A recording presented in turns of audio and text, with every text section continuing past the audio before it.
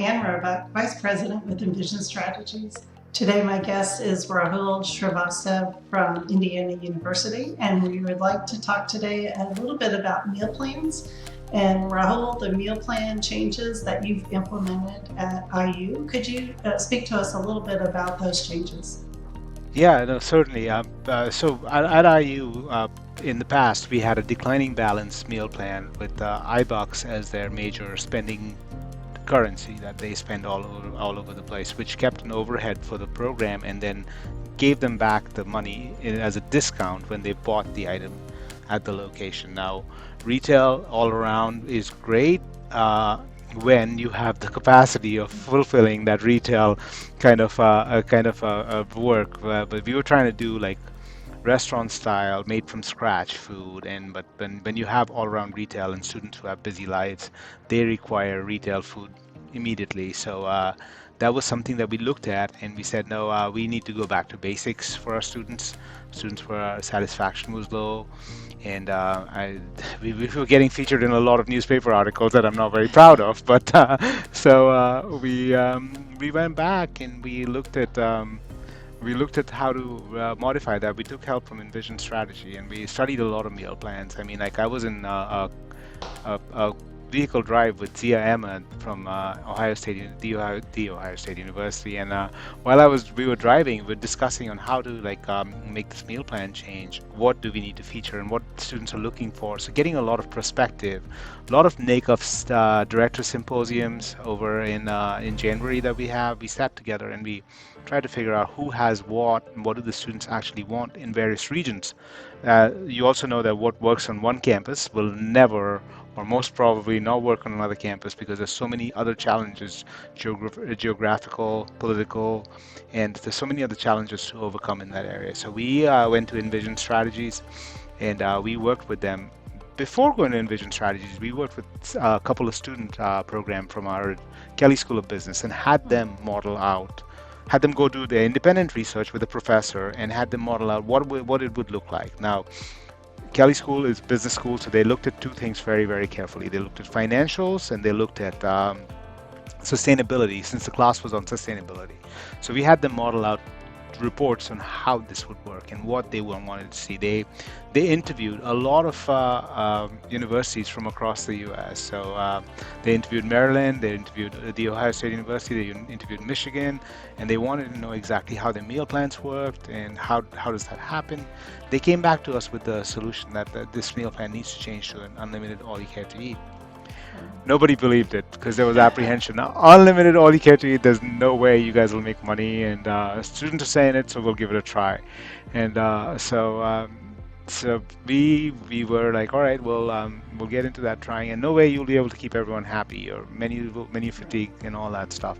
So we looked at that and we gave it a try, and we got to where we got to because we looked at a la minute cooking, the last minute cooking, and making sure everyone is served with the plate right there. We looked at making sure that everything is being done in front of the students.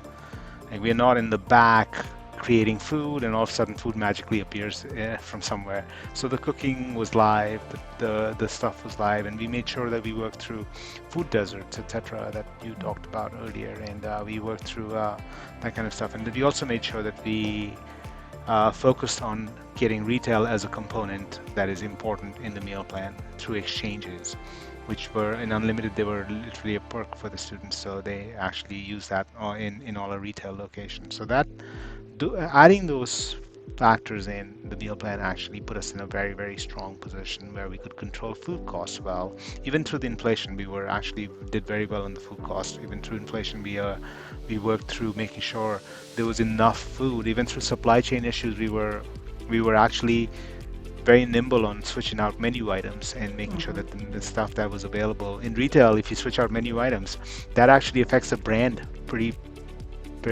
solidly. In all you care to eat, if you switch out menu items, it's not that difficult to switch out menu items. It's menus are chef's choice, and once or twice here and there you have to apologize, but it's mostly we're more nimble than retail. So we landed up in the lucky time. What I was thinking was very difficult actually ended up being very, very lucky time where things were switching out and we were able to switch out what we needed to do at that point in time. So yeah, no, it worked out really, really well. Students also got dining dollars that they could use at Starbucks or our C stores. So and those areas kept seeing the business that they did. None of the areas that our business declined, it actually increased further. Did the students from the Kelley Business School also look at meal plan policies while they were researching? Yeah, they looked at meal plan policies. They looked at how that affected the student, the environment, the university, and the dining workers as well. So they did all-pronged research. They did a great job of doing this research. They presented pretty well, and it was a large class. They had sections of, okay, you are financial, you are sustainability, you are food quality, and so like they divided into pockets, and they went and did the research all around the United States. Well, that sounds like a great collaboration with academics too, and the dining program. That's wonderful. Yeah, I was lucky to know their professor pretty well, Dr. Kelly Askew. So I was able to actually work with her more in detail and over many coffees and understand that, okay, this is how we will modify it and this is how we'll go about it. So she was able to like understand where we were wanting to go and what we actually wanted from the whole program. Like customer satisfaction was one of the biggest things that we wanted from the program. Also, being an auxiliary, you have to self-sustain. So that was one of the important factors to make sure that we are able to self-sustain. Well, and that was a big leap to go from declining balance back to all you care to eat, and having it be student-led and student-driven almost from that research, I'm assuming was very helpful. Yes, student-led, student in the research. Also, while we were changing the meal plan, all the meetings that we had with Rob, there was student involvement in that meeting. So there was a student representative from the meal plan committee chair, the meal plan committee that I have there, my advisory board on food.